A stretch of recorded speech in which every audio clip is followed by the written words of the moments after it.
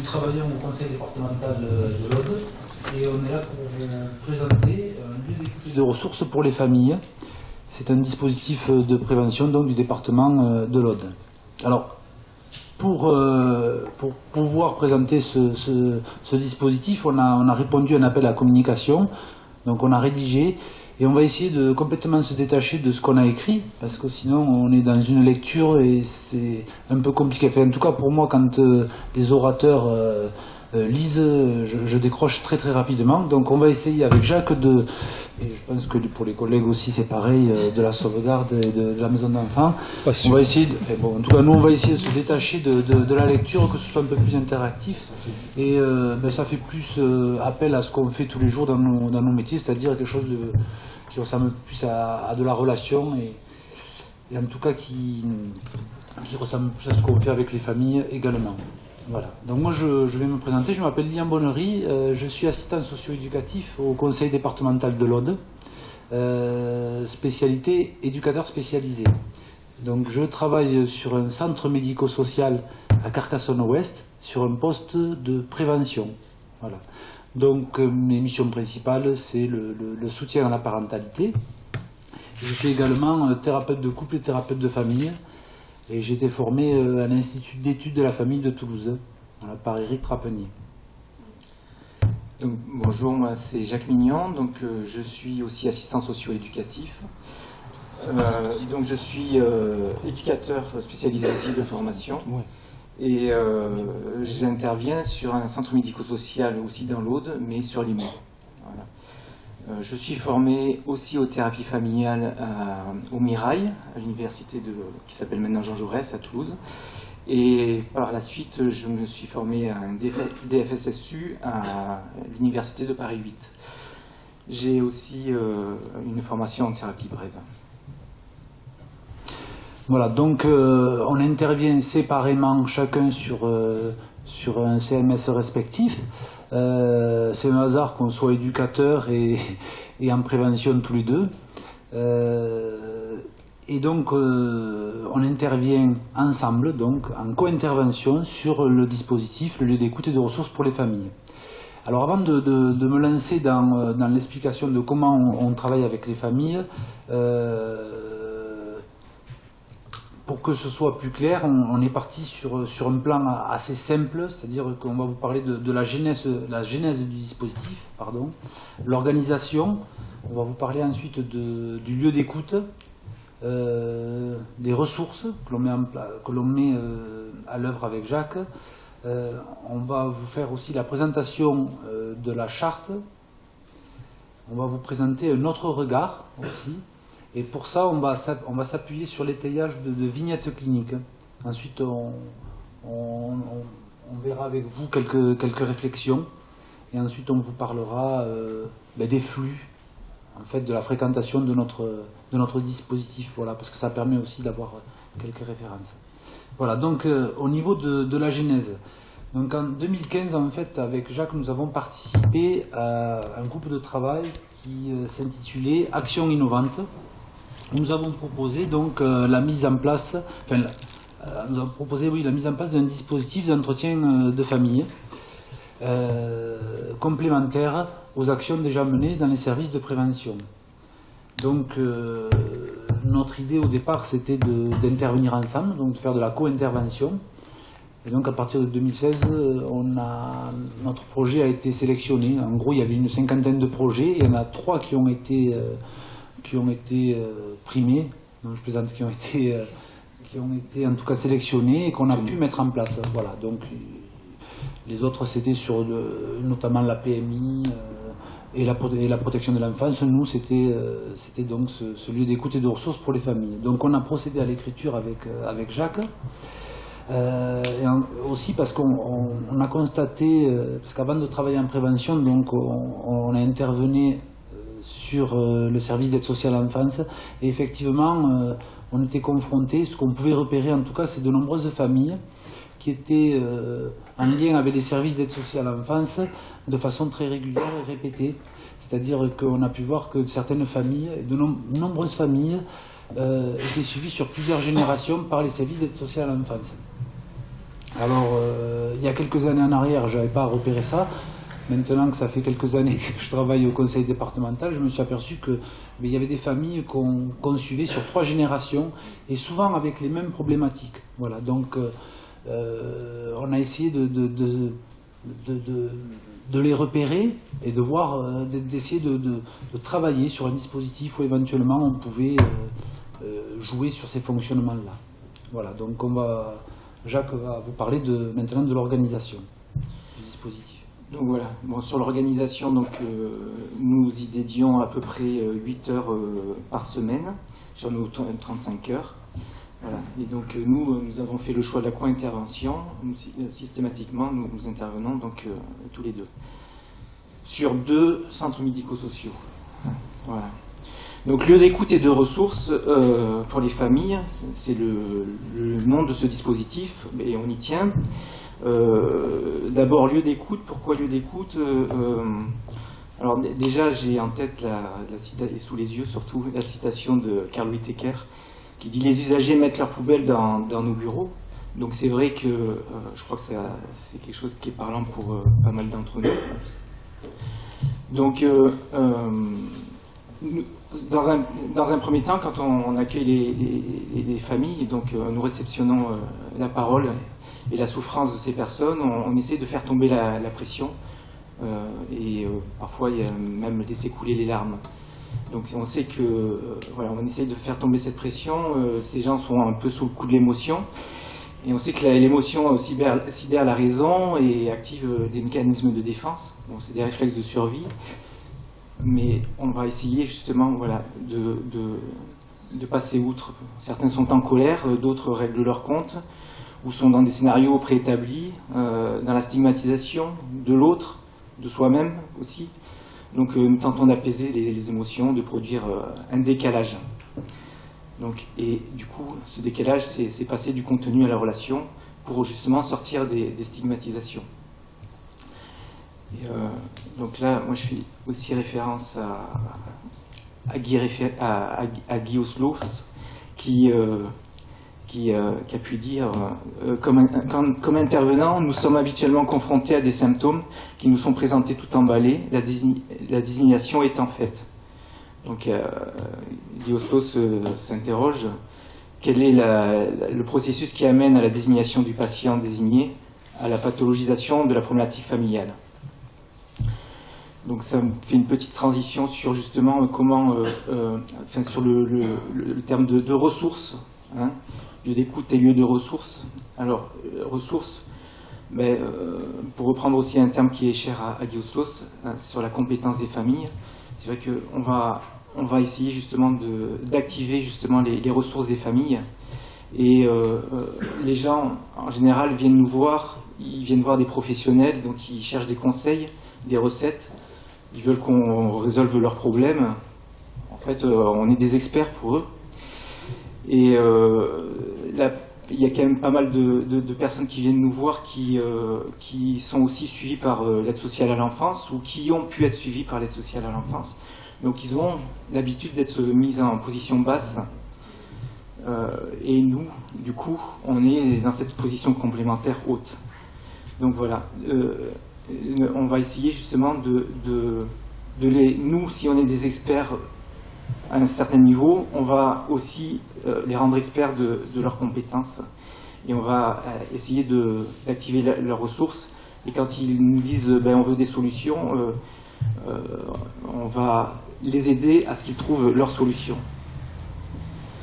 Donc là, je me réfère à une citation de Marie-Christine Cabier qui dit c'est dans ce va-et-vient, dans cette circularité de mandat que le thérapeute se fait confier pour le rendre, que se constitue la spirale vertueuse qui augmente les capacités du patient et de ses systèmes à résoudre leurs propres difficultés. Donc loin des jugements de valeur, les familles s'autorisent à sortir de la confrontation pour être reconnues et se reconnaître aussi comme compétentes. Alors, quand on parle de ressources, bien sûr, on parle des ressources des familles, on parle aussi des ressources qu'on peut, nous, activer au niveau de notre réseau. Le réseau départemental, c'est différents services, différents professionnels. Donc parfois, on peut orienter vers d'autres professionnels, psychologues, assistantes sociales. On peut aussi orienter vers des associations, donc des personnes de notre réseau. Voilà. Donc, je vais passer à la charte, parce qu'on a travaillé sur une charte qu'on présente dès le premier rendez-vous aux familles qui viennent nous voir. Donc, bon, on leur dit bien que c'est un dispositif de prévention du conseil départemental, comme on a pu le dire, que c'est donc gratuit. On insiste sur le principe de libre adhésion, où chacun donc est libre de se présenter ou non, sans se justifier. Donc j'ai parlé du lieu d'écoute, du lieu de ressources, et on insiste aussi sur la confidentialité, c'est-à-dire que ce qui est un peu délicat, parce que on intervient sur nos centres médico-sociaux, donc on essaye d'occuper des salles qui sont un peu à l'écart, c'est pas toujours possible. Et du coup, ils savent qu'on fait partie du département et de cette grosse machine et des services de l'ASE qui sont pas loin. Donc on précise bien cette confidentialité qui est importante. Bien sûr, en dehors des situations définies par la loi. Oui. Donc voilà. Donc tout à l'heure, je vous ai parlé quand j'ai énoncé le plan qu'on allait étayer nos propos sur des vignettes cliniques. Donc voilà. Donc je vais vous présenter en fait une situation qu'on a rencontrée donc avec Jacques sur le lieu d'écoute des ressources pour les familles. Donc en fait, on rencontre une mère, une dame qui vient avec ses enfants lors d'un premier entretien pour évoquer en fait sa situation familiale. Très rapidement, elle nous explique que donc elle est accompagnée par un service d'AEMO judiciaire et que dans l'ordonnance du juge pour enfants, ils sont invités à mettre en place un travail familial. Donc cette dame nous explique qu'elle souhaite faire un travail familial avec nous. C'est vrai qu'avec Jacques, on s'interroge de pourquoi elle vient seule avec ses enfants. Et là, très rapidement, elle commence à nous expliquer et à nous parler des problèmes qu'elle rencontre au domicile, notamment avec son mari qui est absent. Alors c'est vrai qu'avec Jacques, on est un peu coincé, et donc très rapidement, on lui explique. Alors d'abord, on l'écoute, on écoute ce qu'elle a à dire, puisque c'est un dispositif d'écoute. Et ensuite, on intervient assez rapidement pour opposer le cas d'intervention, en fait, parce que vous savez que quand les familles viennent nous voir, vous êtes tous des professionnels, quand ils viennent nous voir dans nos bureaux ou sur les endroits où on travaille, en fait, la première chose qu'ils font, c'est qu'ils essayent de répéter avec nous ce qu'ils vivent. Voilà. Donc, fort de cette expérience-là, avec Jacques, on se sert de la charte et du cadre du dispositif pour tenir un cadre. Et donc, on explique à cette dame que ça va être compliqué de travailler avec elle si elle ne vient pas avec son mari. Tant plus que, quand elle explique la situation, très rapidement, elle n'est pas dans une demande, en fait, elle est plus dans une plainte vis-à-vis de son mari. Donc très rapidement, on lui explique qu'on est tout à fait d'accord de la rencontrer, mais qu'on souhaite on n'a pas envie de lui faire perdre son temps, et que nous, c'est important qu'il y ait la personne, enfin en tout cas son mari, et qu'on l'invite en tout cas à lui en parler, et qu'éventuellement, s'il décide de nous recontacter, nous on sera disponible pour eux. Donc une quinzaine de jours après, bien sûr, elle nous appelle. Alors c'était pas gagné, mais elle nous rappelle en nous disant qu'elle a discuté avec son mari. Donc en fait, à ce moment-là, ce qu'on propose quand on lui dit écoutez, on ne va pas vous faire perdre votre temps, mais nous, s'il n'y a pas votre mari, on ne peut pas intervenir, hein, on va pas être opérant, on ne va pas pouvoir répondre à votre demande. En fait, ce qu'on propose, c'est quand elle repart à la maison, d'essayer de discuter avec son mari. Voilà.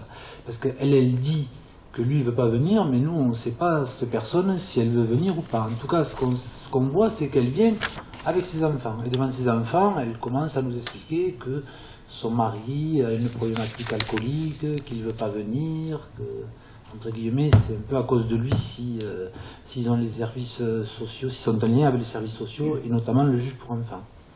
Voilà. Donc, quand on enclenche le travail, en fait, on lui demande de rediscuter avec son mari le fait de revenir nous voir. Voilà. Donc, ça aussi, le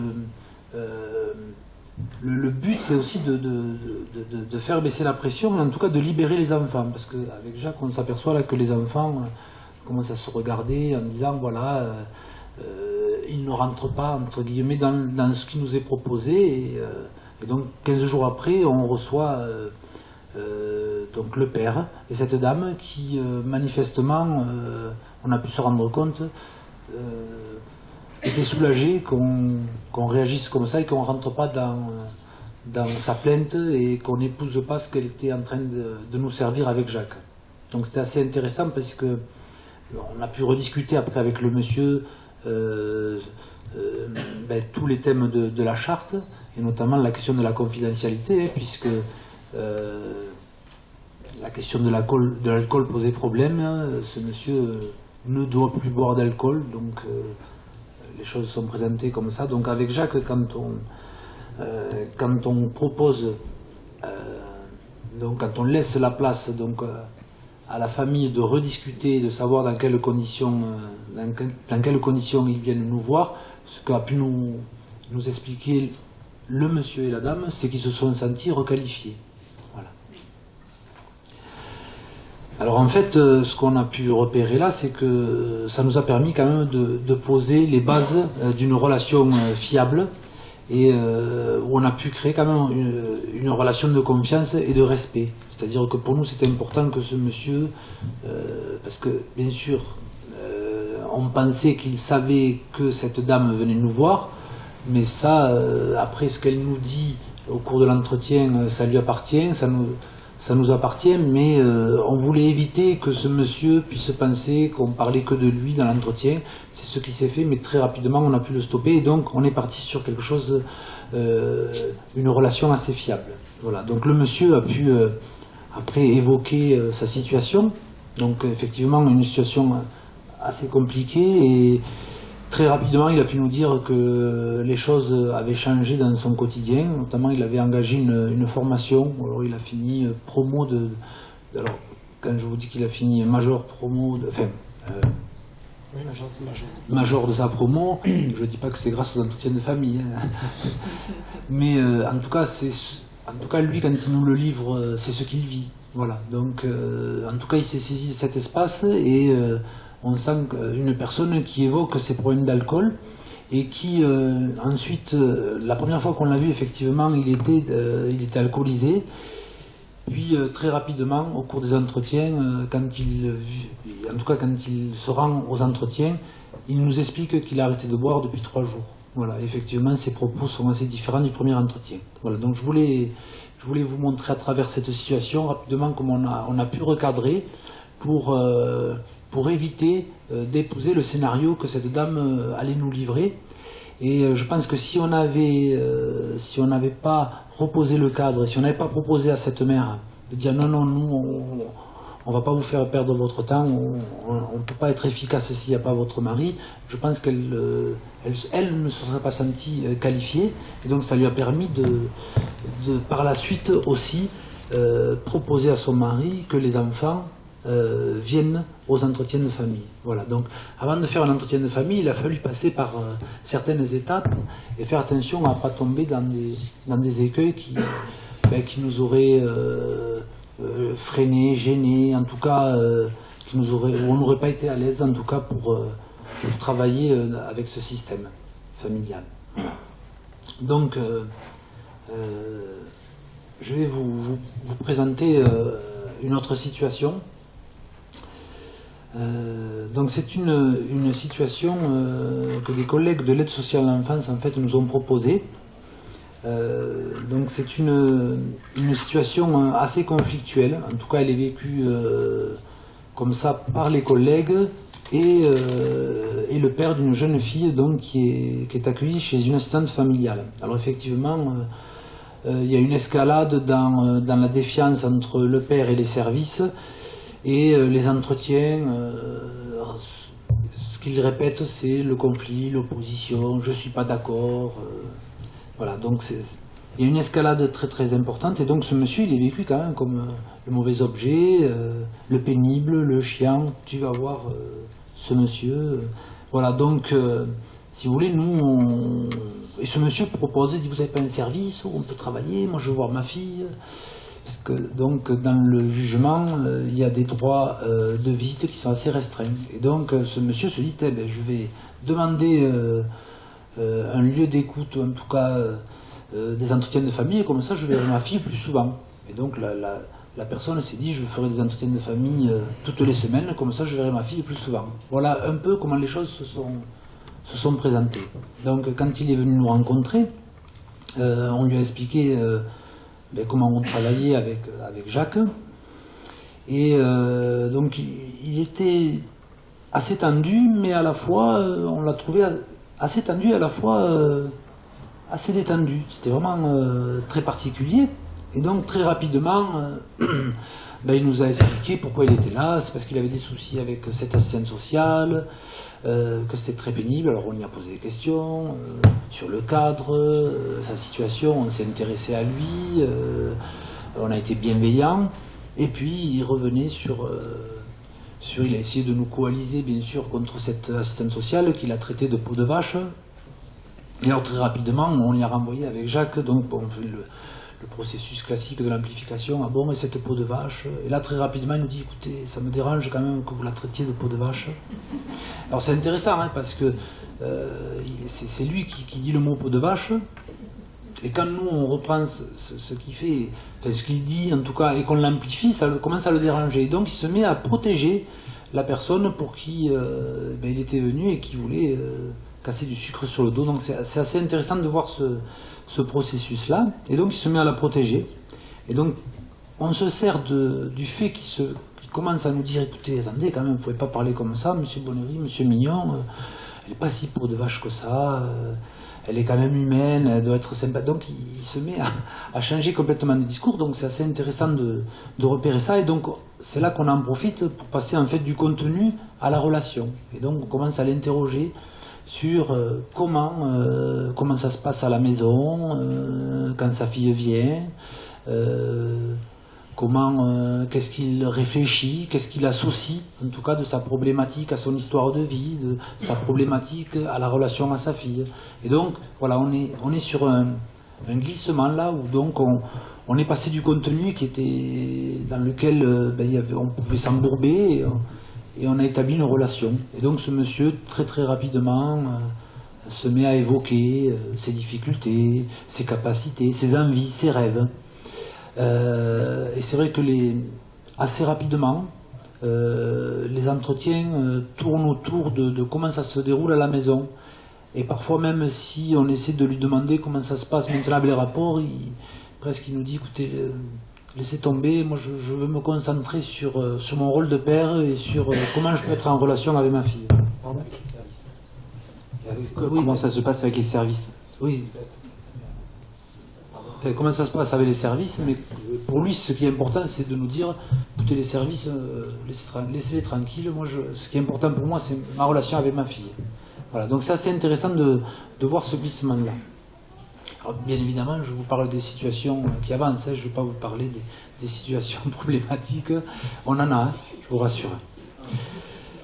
Voilà, donc aussi je voulais évoquer avec vous, parce que c'est vrai que vous l'avez remarqué avec Jacques, on est formé aux entretiens de famille, à la thérapie familiale et aux approches systémiques, mais on n'est pas formé dans les mêmes écoles. Donc c'est vrai qu'au départ, on s'est choisi un peu pour ça, c'est-à-dire pour ce qui nous ressemblait, ce qui nous différenciait. Voilà. Et donc on n'a pas la même façon d'intervenir, on n'a pas la même façon d'être en relation. Ça a été un mariage forcé, mais qui fonctionne. Je dis ça parce que la co-intervention, c'est vraiment une aventure toute particulière et assez périlleuse. C'est-à-dire prendre sa place, arriver à la prendre, à la trouver, arriver à intervenir quand on en a envie, c'est vrai que c'est très très compliqué. Et donc on s'est lancé dans cette aventure un peu comme ça, sans filet. Bon, on était formés, on avait des certificats, on était reconnus, mais on a appris aussi à se connaître au travers des entretiens. Et je pense que c'est aussi dans cette découverte-là, et surtout sur le postulat de il y a des choses qui nous réunissent, il y a des choses qui nous différencient, et je pense que c'est ce qui nous aide aussi à mettre des leviers quand les familles disent « Ah, mais lui, il n'est pas pareil que moi ».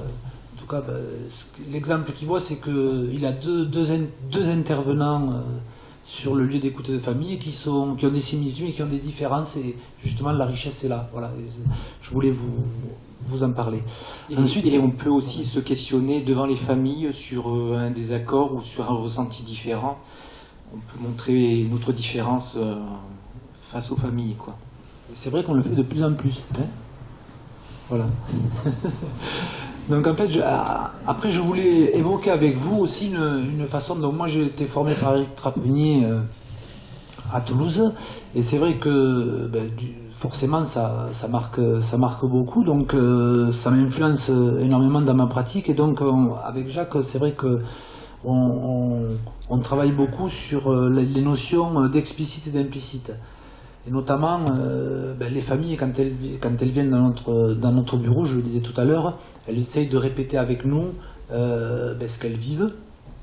Et donc, en tout cas, elles nous expliquent que nous, monsieur, on fonctionne comme ça, lui fait ça, moi je fais ça, moi je dis ça, moi je suis comme ça, vous savez. Donc, ce qui est important là, c'est d'écouter ce qu'eux disent de ce qu'ils vivent.